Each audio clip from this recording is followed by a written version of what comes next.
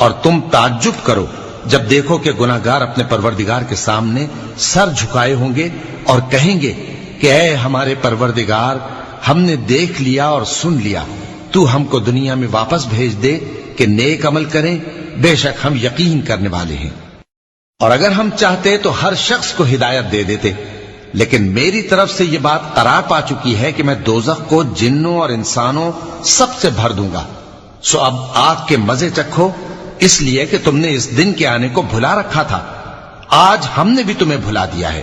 اور جو کام تم کرتے تھے ان کی سزا میں ہمیشہ کے عذاب کے مزے چکتے رہو۔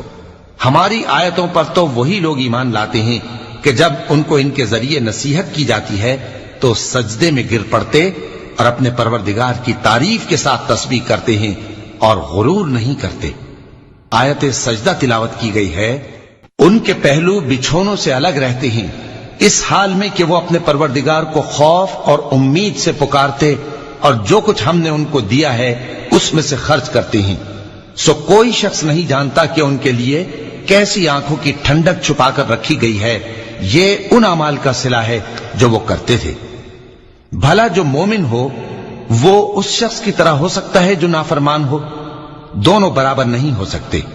جو لوگ ایمان لائے اور نیک عمل کرتے رہے ان کے رہنے کے لیے باغ ہیں،